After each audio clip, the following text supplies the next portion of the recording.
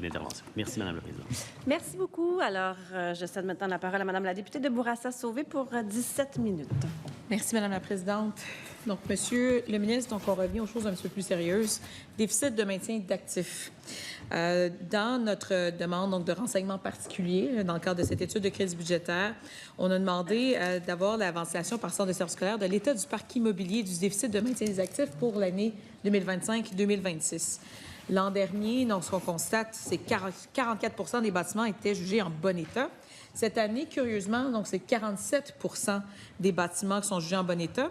Mais quand on regarde donc le tableau que, Madame la Présidente, donc le tableau ci présent, on voit bien que le déficit de maintien d'actifs était donc pour l'an dernier en 23-24 de 8,5 milliards. Mais de cette année, donc en 24-25, donc l'année pour laquelle on a obtenu des renseignements, le déficit est plutôt de 9,6 milliards. Et ces montants, donc on comprend, donc sont ceux qui ne sont, ceux-là ne correspondent pas nécessairement à la somme de tous les travaux réalisés, mais bien de ceux qui ne sont pas en bon état. Donc les bâtiments qui sont jugés D et E. Vous comprendrez, Monsieur le ministre, qu'on trouve ça curieux. Donc le nombre de bâtiments, le pourcentage de bâtiments jugés en bon état, ce soit, selon les données présentées, amélioré alors qu'on a un déficit de maintien d'actifs qui, lui, continue à croître. On le sait, je vais donner certains des exemples. Je l'ai dit qu'on a fait une demande de renseignement particulier là, que vous pouvez retrouver dans les cahiers de crédit que vous avez en main. Je donne quelques exemples pour que ce soit assez clair. Par exemple, dans le Bas-Saint-Laurent, deux exemples. Le centre de service scolaire des Monts et Marais, entre 2019 et 2020, donc c'est ce que les crédits nous répondaient à ce moment-là. Donc, pour cette année-là, c'était 113 millions de dollars donc de déficit de maintien d'actifs. Aujourd'hui, il est de 347 millions, donc 113 millions à 347 millions. On peut penser à le centre des services scolaires Kamouraska et Témiscouata, pour lequel, en 2019-2020, le déficit était de 3,8 millions et aujourd'hui, il est de 144 millions. Vous conviendrez avec moi que ces chiffres sont quand même assez exorbitants et ont changé énormément au cours des 5 dernières années. Et je pourrais faire le même exercice pour des dizaines de centres de services scolaires. Là, le constat est à peu près le même partout, sur tout le territoire québécois. Donc, si vous dites, Monsieur le ministre, que l'état des infrastructures s'est amélioré, comment est-ce que vous expliquez que les déficits ont explosé dans la presque totalité des centres de services scolaires?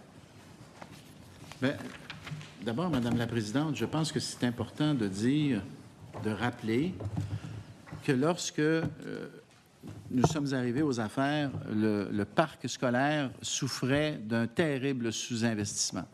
Je le répète, là, mais c'est très important, là, le PQI sur 10 ans, au moment où la Coalition Avenir Québec arrive au pouvoir, le PQI, donc l'argent qu'on investit pour les infrastructures, là, pour les écoles, construire, agrandir, rénover, il était de 9 milliards. Aujourd'hui, il est de 23 milliards et demi, une augmentation de 160 %. Je l'ai dit tout à l'heure, le 9 milliards sur 10 ans, ça veut dire en moyenne un investissement de 900 000 par année. Quand on dit 23,5 milliards aujourd'hui, ça veut dire en moyenne un investissement de 2,3 milliards par année. Donc, on passe de 900 000 en moyenne à 2,3 milliards en moyenne par année pour les infrastructures. C'est considérable. Bon. Maintenant, parlons-en là, des fameuses cotes. Alors, en 22-23, le nombre d'écoles qui étaient considérées A, B ou C, donc en bon ou en très bon état, ce chiffre était de 39 %. En 23-24, c'est passé à 44 %. En 24-25, c'est 47 %. Donc, on est passé de 39 à 47 %. Et l'objectif, c'est d'arriver à un taux d'école en bon état à 60 % d'ici le tournant des années 2030. Bon. Pourquoi cette progression? Alors oui, évidemment, à force d'investir, ça finit par faire une différence. Mais l'autre chose qu'il faut dire, puis en ce sens, il faut être tout à fait transparent avec les gens qui nous écoutent, il y a quand même eu des changements majeurs dans notre façon d'évaluer la vétusté des édifices. D'abord, lorsque la Coalition Avenir Québec est arrivée au pouvoir, on a changé la façon d'inspecter les écoles.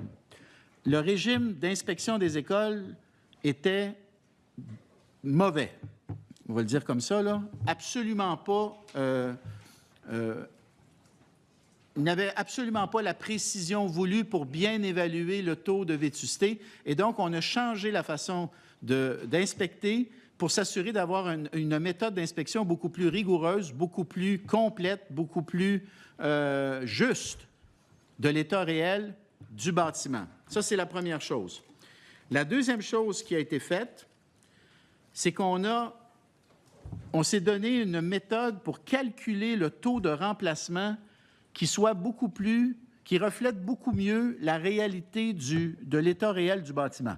Parce qu'il faut savoir, quand on dit là, que la cote est de A, une école a une cote de A, ça veut dire que son taux de vétusté, son indice de vétusté physique est de 0 à 5 %. Tandis qu'une école E, c'est un taux de vétusté de 30 % et plus. Alors, A, c'est 0,5, B, c'est 5 à 10, C, c'est 10 à 15, D, c'est 15 à 30, et E, c'est 30 et plus. Ce qui se passait, pour calculer le taux de vétusté, c'est très simple. Vous prenez la valeur des travaux qui doivent être faits sur l'école, ça devient votre numérateur, donc les travaux de maintien d'actifs, et vous placez ce chiffre, mettons qu'il y a pour 5 millions de travaux à faire sur l'école, vous placez ce chiffre sur la valeur de remplacement de l'école. Et on s'est rendu compte que notre façon de calculer la valeur de remplacement de l'école n'était pas suffisamment précise. Et donc, on a beaucoup raffiné notre façon de calculer la valeur de remplacement de l'école, si bien qu'on s'est retrouvé, dans le fond, avec un parc qui était un peu mieux, en un peu meilleur état, si je peux dire, qu'avec l'ancienne méthode. Donc, on devrait tous se réjouir, Madame la Présidente, du fait que notre parc école, le taux de vétusté s'améliore. On devrait tous s'en réjouir. Merci. Parce que ça veut dire que nos investissements profitent, puis ça veut dire qu'on est beaucoup meilleur pour bien évaluer la vétusté des édifices. Oui, merci, M.